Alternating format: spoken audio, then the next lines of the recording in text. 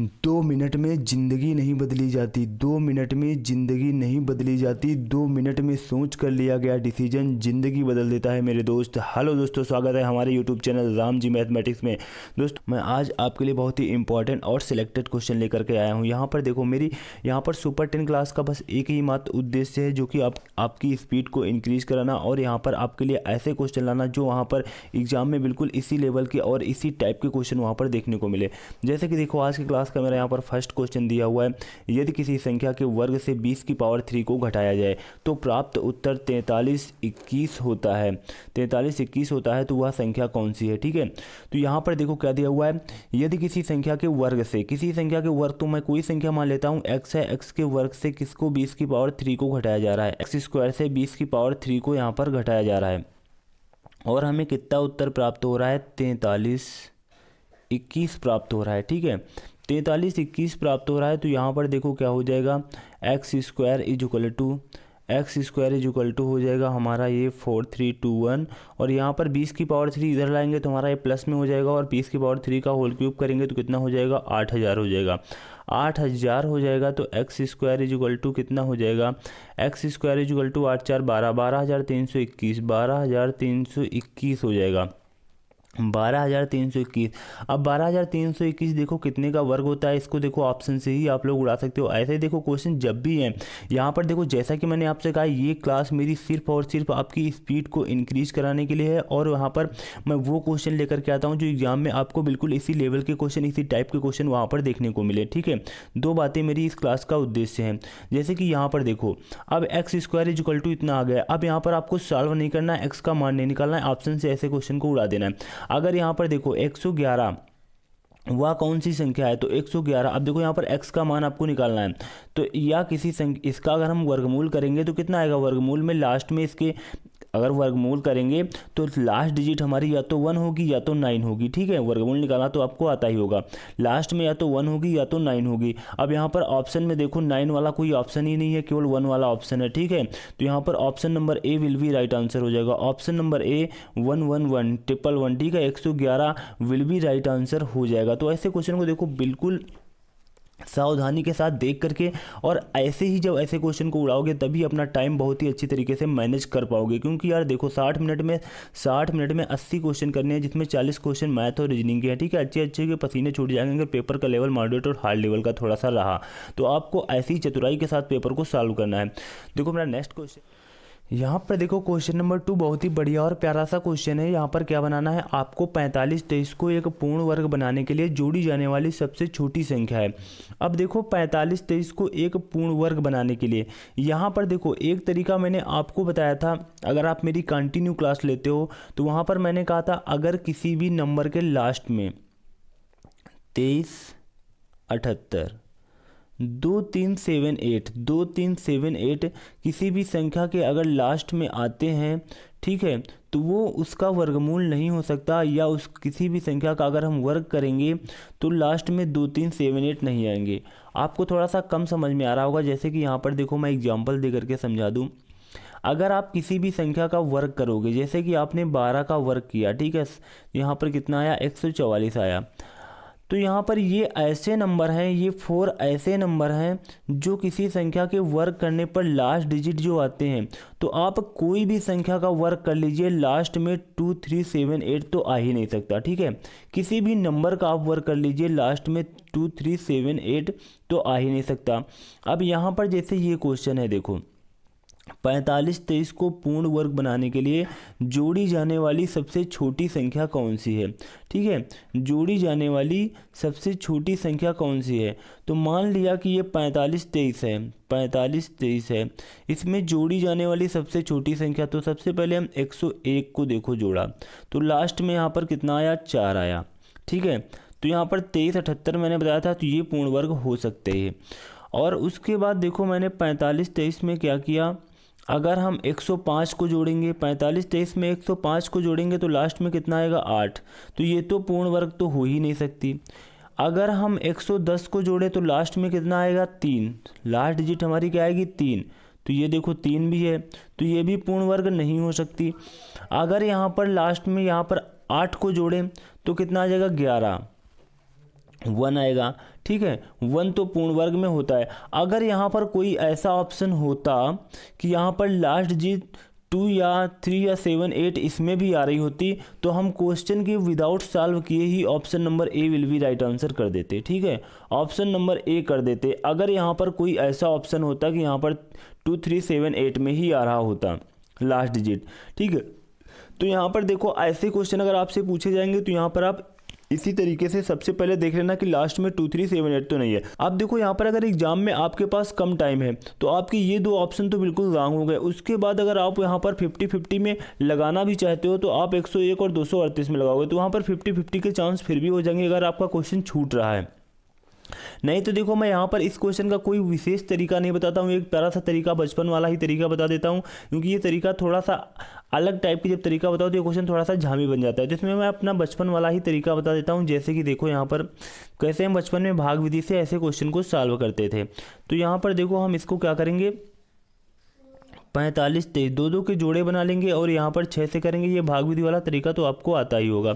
यहाँ पर +6 ऐड होगा तो यहाँ पर 12 आ जाएगा और यहाँ पर कितना हो जाएगा 36 हो जाएगा। 36 यहाँ पर 9 बचेगा, यहाँ पर 2 3 इनको हम यहाँ पर उतार लेंगे। यहाँ पर अब देखो हम कौन सी संख्या से यहाँ पर गुणा कराया जिससे कि 723 के लगभग में बराबर आ जाए।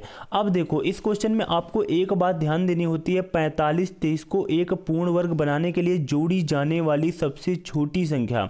जब यहाँ पर आपसे जोड़ी जाने वाली सबसे छोटी संख्या की बात करें, अगर यहाँ पर घटाई जाने वाली संख्या की बात होती, ठीक है, तो यहाँ पर हम वो नंबर लेते कि इस नंबर से ऊपर ना जाए, कम ही रहे। जब जोड़ी जाने वाली संख्या की बात करें तो हम ऐसा नंबर लेंगे इससे मल्टीप्लाई कराएं तो इससे थोड़ा सा वो ज़्यादा पहुंच जाए। ठीक है, थोड़ा सा ज़्यादा पहुंच जाए। जैसे कि देखो यहाँ पर अगर मैं 7 को ले रहा हूँ तो 7 7 49, 7 दूनी 14, 4 18 और 7 1 9 7, 7 1 8। ठीक है, 7 हमारा इससे कम पड़ रहा है। 8 को अगर यहाँ पर ले लूँ, 8 को ले लूँ तो 8 8 64, 8 दूनी 16, 16 6 22, 8 1 9 8 और 8 2 10। यहाँ पर 8 थोड़ा सा ज़्यादा हो जाएगा, तो यहाँ पर ऐसा ही नंबर हमें लेना जो थोड़ा सा ज़्यादा हो जाए। अब देखो 8 8 64 होता है, 8 दूनी 16 होता है, ठीक है, 16 6 22 होता है और 8 1 9 8, 8 2 कितना हो जाएगा 10 हो जाएगा। यहाँ पर अब देखो हम घटा देंगे तो हमारा 13 में 24 में 923 घटाना है। ठीक है, 10 24 में 923 घटाना है। देखो यहाँ पर मैं साइड में घटा लेता हूँ। 10 24 में हमें 923 घटाना है। तो यहाँ पर देखो 4 में 3 गया, 1 बचा और 2 में 2 गया, हमारा 0 बचा और यहाँ पर 10 में 9 गया, हमारा 1 बचा, 101 आ गया। ठीक है, ए विल बी राइट आंसर हो जाएगा। Option number A will be right answer हो जाएगा। यहाँ पर देखो इस तरीके में ज़्यादा कुछ हमें झाम नहीं लगता है। भाग विधि का तरीका हम बहुत दिन से करते आ रहे हैं तो हमें रटा भी है। ठीक है, सेकंडों में हमारा आंसर आ जाएगा। और यहाँ पर काफ़ी तरीके बताए जाते हैं लेकिन वहाँ पर हमें काफ़ी कन्फ्यूजन इनमें क्रिएट होता है, इसलिए इसी तरीके को बता देता हूँ। सबसे पहले तो यहाँ पर देखो आप लोग इस 2378 को ही, ये एक ऐसा कोड है, इसको जरूर रट लेना, क्योंकि यहाँ पर देखो एग्जाम में एग्जामिनर लगभग इस कोड से भी 90% क्वेश्चन, जब भी पूर्ण वर्ग से बनाने का क्वेश्चन आता है 90% चांस होता है कि इस कोड से ही वो हमारे यहाँ पर ऑप्शन होते हैं। ठीक है, जिससे कि वो क्वेश्चन हमारा सेकंडों में सॉल्व हो जाती है। ये कोड आपके लिए बहुत ही यहाँ पर लाभदायक होगा, तो अब ये कोड जरूर याद रखिएगा। उसके बाद बाकी तो आपका ये तरीका रहा। उसके बाद हमारा नेक्स्ट क्वेश्चन है, यहाँ पर देखो क्वेश्चन नंबर 3 दिया हुआ है। यदि कोई एक दुकानदार है, यदि दुकानदार 18 वस्तुओं की खरीद पर 6 वस्तु निःशुल्क देता है तो कुल छूट प्रतिशत ज्ञात कीजिए। अब देखो ऐसे क्वेश्चन में आपको बहुत ही डाउट होता है, लेकिन यहाँ पर मैं आपको एक बात बता दूं, किसी भी प्रकार का कोई डाउट नहीं होगा। यदि एक दुकानदार है, देखो वो 18 वस्तुएं आप खरीद रहे हो, ठीक है, आप 18 वस्तुएं खरीद रहे हो और वह क्या कर रहा है, 6 वस्तु निःशुल्क दे देता है। कहता है कि भैया अगर आप हमारे पास से 18 वस्तुएं खरीदोगे तो मैं आपको 6 वस्तु निःशुल्क दे दूंगा, जिसके स्थान पर आप 18 शर्ट मान लो। उसने आपसे कहा अगर 18 शर्ट आप हमारी दुकान से खरीदते हैं तो 6 शर्ट मैं आपको फ्री दे दूंगा। ठीक है, तो यहाँ पर आपको छूट प्रतिशत निकालना है। जब ऐसा क्वेश्चन है तो वहाँ पर देखो छूट प्रतिशत निकालने के लिए हम क्या करेंगे, छूट प्रतिशत निकालने के लिए यहाँ पर देखो 6 वस्तु हमें निःशुल्क दे रहा है। ठीक है, जो हमें निःशुल्क दे वो तो हम ऊपर रखेंगे। ठीक है, हमें 6 की छूट मिल रही है, 6 की तो छूट मिल रही है, लेकिन 18 वस्तुओं की खरीद पर। अब यहाँ पर एक बात ध्यान देने योग्य होती है, 18 वस्तुओं की खरीद पर आपने 18 खरीदी है, दुकानदार ने आपको 6 निःशुल्क दिया है, तो आपको ये 6 का तो लाभ हुआ है। लेकिन दुकानदार ने कितने पर छूट दी है? दुकानदार को तो भैया पूरी वो 24 शर्टें ही खरीद कर लाया होगा। 18 6 कितना होता है? 24। उसको तो पूरे 24 शर्टें ही वो खरीद कर लाया होगा। तो ऐसे क्वेश्चन में यहाँ पर 18 में 6 ऐड करके तब यहाँ पर हम परसेंटेज छूट निकालते हैं और इंटू 100 हो जाएगा। यहाँ पर 6 चौको 24 और यहाँ पर आ जाएगा 25%। 25% option number A will be right answer हो जाएगा। Option number A will be right answer हो जाएगा। तो हमारा नेक्स्ट क्वेश्चन है, यहाँ पर देखो क्वेश्चन नंबर 4 दिया हुआ है। एक दुकानदार ने 2 मोबाइल प्रत्येक को 1995 रुपये में बेचा। उसे एक पर, यहाँ पर देखो थोड़ा सा टाइपिंग मिस्टेक हो गई है, थोड़ा मैं जल्दी जल्दी कर देता हूँ। एक पर 5% का लाभ और दूसरे पर 5% की हानि होती है। ठीक, पूरे लेन देन में लाभ या हानि प्रतिशत क्या है? ठीक है, पूरे लेन देन में लाभ या हानि प्रतिशत क्या है? देखो इस टाइप का भी क्वेश्चन आता है, काफ़ी बच्चों का बहुत ही डाउट भरा क्वेश्चन होता है यहाँ पर, लेकिन किसी भी प्रकार का कोई डाउट नहीं होगा आज के बाद। जब भी इस टाइप का क्वेश्चन है, आपको क्वेश्चन को कंसंट्रेट होकर के पढ़ना है। यहाँ पर सबसे पहले ध्यान देना है, एक दुकानदार ने 2 मोबाइल प्रत्येक को, देखो लिखा हुआ है प्रत्येक को 1995 रुपये में बेचा। एक पर 5% का लाभ, अगर 5% की फ्रैक्शन वैल्यू 1/20 होगी, यानी कि अगर वो 20 की थी तो एक लाभ 1/20 होगी। 5% की फ्रैक्शन वैल्यू 1/20, अगर वो 20 की थी तो उसको 20 की थी, एक लाभ पर 21 पर बेची गई। दूसरे पर 5% की हानि, 5% की फ्रैक्शन वैल्यू 1/20, वो 20 की थी और 19 की बेची गई। ठीक है, हानि होती है। ठीक है, 5% की हानि होती है। पूरे लेन देन में लाभ या हानि प्रतिशत आपको बताना है। सबसे पहले मैंने कहा था यहाँ पर आपको एक बात ध्यान देनी है, प्रत्येक को 1995 रुपये में बेचता है। यहाँ पर देखो क्या कर रहा है, वो इस वस्तु को 21 रुपये की बेच रहा है और इस वस्तु को 19 रुपये की बेच रहा है। उसमें कहा है दोनों वस्तुओं को 1995 रुपये में बेचता है, तो दोनों को वहाँ पर विक्रय मूल्य समान है, यहाँ पर समान नहीं है। तो सबसे पहले हम विक्रय मूल्य को समान करेंगे। यहाँ पर इसमें 19 से गुणा करा देंगे, इसमें 21 से गुणा करा देंगे। तो देखो यहाँ पर अब कितना आ जाएगा नया रेट हमारा, 19 दूना कितना हो जाएगा, 38 हो जाएगा। और यहाँ पर 19 से कम 19 हो जाएंगे और 19 दूना 38, 38 से कितना हो जाएगा 39। और यहाँ पर देखो कितना हो जाएगा, इससे कम 19 और 19 दूना 38 से 39, और यहाँ पर हो जाएगा 0 और 21 दूना 42। अब यहाँ पर देखो हम क्या करेंगे, ऐड करेंगे। जब ऐड करेंगे तो यहाँ पर कितना हो जाएगा, 0 8 2 10 4 3 7 1 8। ठीक है, 800 रुपये आ गया। और ये हमारा देखो कितना रहा, 4 4 8, यहाँ पर 2 कम है। ठीक है, 798 आ जाएगा। अब यहाँ पर देखो उसको टोटल 800 रुपये की भैया पड़ी हुई है और वो 798 रुपये दोनों वस्तुओं में उसके पास आए हुए हैं। ठीक है, दोनों वस्तुओं उसको 800 रुपये की पड़ी हैं और उसने जब दोनों को बेच दिया है तो दोनों से उसे 798 रुपये प्राप्त हुए। तो वहाँ पर उसको 2%, यहाँ पर 2 रुपये का नुकसान हुआ है। ठीक है, 2 रुपये का लॉस हुआ है। तो लॉस देखो, जब भी मैंने कहा था परसेंटेज हानि निकालने के लिए, ठीक है, परसेंटेज लॉस निकालने के लिए आप क्या करोगे, percentage loss is equal to जो आपका डिफरेंस, जो आपका लॉस हो रहा है 2 रुपये का, और बटे इन दोनों में से बड़ी वैल्यू। ठीक है, बड़ी वैल्यू इनटू 100 कर देंगे, 0 से 0 कट जाएगा। ठीक है, यहाँ पर कितना आ जाएगा, 1/4 आ जाएगा। 0.25% विल बी राइट आंसर हो जाएगा। 0.25% विल बी राइट आंसर हो जाएगा। तो मेरा नेक्स्ट क्वेश्चन है क्वेश्चन नंबर 5।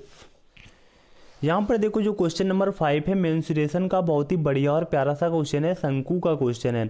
यहाँ पर देखो दिया हुआ है 13 सेंटीमीटर त्रिज्या वाले एक शंकु का आयतन 507 पाई सेंटीमीटर क्यूब है, इसकी ऊंचाई ज्ञात कीजिए। ठीक है, तो यहाँ पर देखो आपको क्या करना है, ऊंचाई ज्ञात करने के लिए यहाँ पर शंकु का आयतन दे रखा है। शंकु का आयतन क्या होता है, शंकु का आयतन जो होता है 1/3 पाई r स्क्वायर h, 1/3 पाई r स्क्वायर h। आयतन देखो यहाँ पर दे रखा है 507 पाई और यहाँ पर 1/3 दिया हुआ है, और पाई का मान देखो हमें कुछ रखना नहीं क्योंकि पाई ऑलरेडी यहाँ पर भी है, और r हमें त्रिज्या का मान दिया हुआ है 13। ठीक है, इंटू h हमें निकालना है। अब देखो पाई से पाई हमारा कैंसिल हो जाएगा। उसके बाद देखो यहाँ पर हम, यहाँ पर क्या दिया हुआ है 507 इंटू 3 बटे यहाँ पर 13 इंटू 13, और बराबर में आपका क्या आ जाएगा, एच आ जाएगा। देखो 13 से कट रहा हो तो काट देते हैं। यहाँ पर 39 होता है, 13 ते 39 होता है, और यहाँ पर 11 13 9 या 117, और यहाँ पर देखो अब उसके बाद 13 से ये कैंसिल हो गया, फिर 13 ते 39, यहाँ पर 9 आ गया। ठीक है, 9 आ गया, तो यहाँ पर h इजुकल टू कितना हो जाएगा, 9 हो जाएगा। h equal to 9 centimetre. ठीक है, 9 centimetre will be right answer हो जाएगा। ठीक है, 9 centimetre will be right answer हो जाएगा। तो हमारा नेक्स्ट क्वेश्चन है क्वेश्चन नंबर 6। यहाँ पर देखो जो हमारा क्वेश्चन नंबर 6 है, यहाँ पर टाइम स्पीड एंड डिस्टेंस का ही क्वेश्चन है। टाइम स्पीड एंड डिस्टेंस एक ट्रेन का भी पार्ट होता है। ठीक है, चाहे इसे ट्रेन का क्वेश्चन कह लो, चाहे इसे टाइम स्पीड एंड डिस्टेंस का क्वेश्चन कह लो। अब देखो ऐसे क्वेश्चन को बहुत ही बढ़िया तरीके से मैं आपको बताऊंगा। जब भी इस टाइप का क्वेश्चन है, रेशियो से उड़ा देना, सेकंडों में ऐसे क्वेश्चन के आंसर आ जाएंगे। जैसे कि यहाँ पर देखो दिया हुआ है 2 ट्रेनों की चालों के बीच का अनुपात दिया हुआ है 2:5 है। यदि पहली ट्रेन 5 घंटे में 350 किलोमीटर दौड़ती है तो दोनों ट्रेन की 4 किलोमीटर प्रति घंटा के बीच में अंतर क्या होगा। ठीक है, यहाँ पर दोनों ट्रेनों की चाल के बीच का अंतर पूछा गया है। यहाँ पर देखो दो ट्रेनों की चालों के बीच का रेशियो दे रखा है। ठीक है, कोई मैं पहली ट्रेन S1 मान लेता हूँ, उसकी स्पीड का अनुपात, और दूसरी मैं S2 मान लेता हूँ। यहाँ पर 2:5 दिया हुआ है। कह रहे हैं पहली ट्रेन जो S1 ट्रेन है हमारी 5 घंटे में 350 किलोमीटर। ये देखो हमारी स्पीड जो है रेशियो की स्पीड कोई हमारी श्योरली स्पीड नहीं होती है। अब यहाँ पर श्योर स्पीड हम यहाँ से निकाल सकते हैं कि पहली ट्रेन 5 घंटे में 350 किलोमीटर दौड़ती है, तो S1 यहाँ पर क्या करती है, 350 किलोमीटर की दूरी 5 घंटे में तय कर देती है।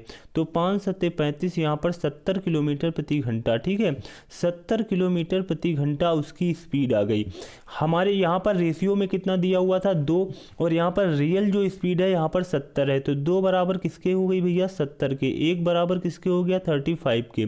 1 बराबर 35 के हो गया। और यहाँ पर आपसे दोनों ट्रेनों की चाल में जो अंतर है वो पूछा गया है। बीच में अंतर कितने का है, 3 का है। 1 बराबर 35 के, तो यहाँ पर 3 बराबर कितने के हो जाएगा, 3 से मल्टीप्लाई करा देंगे तो 105 हो जाएगा। 105 हो जाएगा। Option number D will be right answer हो जाएगा। Option number D will be right answer हो जाएगा। तो हमारा नेक्स्ट क्वेश्चन है क्वेश्चन नंबर 7। यहाँ पर देखो क्वेश्चन नंबर 7 हमारा एज का बहुत ही बढ़िया और प्यारा सा क्वेश्चन है। पी और क्यू की वर्तमान आयु के बीच अंतर 8 वर्ष का है और उनकी वर्तमान आयु का अनुपात 2:3 है। पी की वर्तमान आयु क्या होगी। यहाँ पर देखो क्या दिया हुआ है, पी और क्यू की जो वर्तमान आयु के बीच अंतर है वो 8 वर्ष का है और उनकी वर्तमान आयु का अनुपात कितने का है भैया, 2 और 3 का है। अब देखो यहाँ पर एज में आपको एक बात पता होनी चाहिए, ये क्वेश्चन काफ़ी एग्जाम में पूछा जाता है और बच्चे इसमें हमेशा डाउट में रहते हैं। डाउट में क्या रहते हैं, इस क्वेश्चन को फिर वो बहुत ही बेसिक में पहुंच जाते हैं लगाने के लिए, लेकिन यहाँ पर कोई दिक्कत नहीं होती है।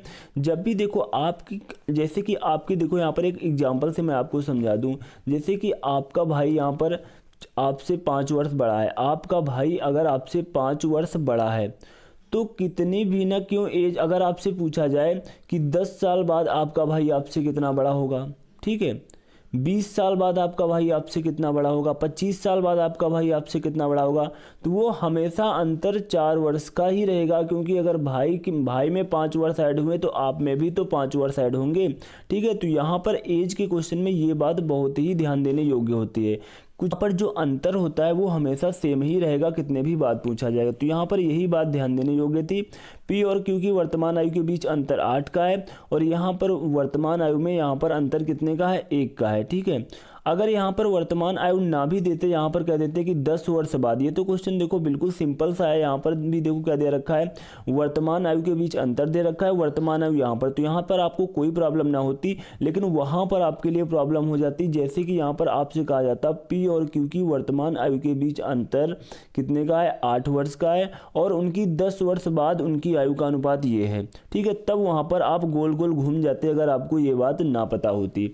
तो यहाँ पर देखो हमारे अकॉर्डिंग अंतर यहाँ पर 1 का है और 1 बराबर आपके 8 के हो गया, 1 बराबर 8 के हो गया। तो पी की वर्तमान आयु 8 दूनी 16 हो जाएगी। कितनी हो जाएगी, 16 हो जाएगी। 2 की वैल्यू निकालनी है तो 16। यहाँ पर option number A will be right answer हो जाएगा। हमारा नेक्स्ट क्वेश्चन है क्वेश्चन नंबर 8। अब यहाँ पर देखो जैसे हमारा क्वेश्चन नंबर 8 दिया हुआ है, साधारण ब्याज का क्वेश्चन है। यहाँ पर ऐसे क्वेश्चन में अपना बच्चे 2 से 3 मिनट का टाइम लॉस करते हैं, जबकि ये क्वेश्चन 10 से 15 सेकंड का क्वेश्चन है। ठीक है, 10 से 15 सेकंड के ऊपर का ये क्वेश्चन नहीं है। यहाँ पर देखो क्या दिया हुआ है, साधारण ब्याज पर 3 वर्षों में 800 रुपये की राशि 920 रुपये हो जाती है। यदि ब्याज की दर 3% की वृद्धि की जाती तो यह राशि कितनी होगी। अब देखो साधारण ब्याज में जो होता है, कोई ब्याज का भैया डिस्टर्बमेंट नहीं होता है, हर वर्ष समान ब्याज मिलता है। ठीक है, जैसे कि यहाँ पर देखो जब भी आपका इस टाइप से क्वेश्चन है, साधारण ब्याज पर 3 वर्षों में यह राशि इतने रुपए हो जा रही है। ठीक है, 3 वर्षों में ये राशि 800 रुपये से 920 रुपये हो जाती है। यदि ब्याज की दर कह रहे हैं 3% की वृद्धि की जाती है तो यह राशि कितनी हो जाएगी। तो भैया 800 रुपये की हमारी राशि है, इसमें ब्याज की दर। अब यहाँ पर आप लोग क्या गलती करते हो, सबसे पहले यहाँ पर ब्याज की दर निकालते हो।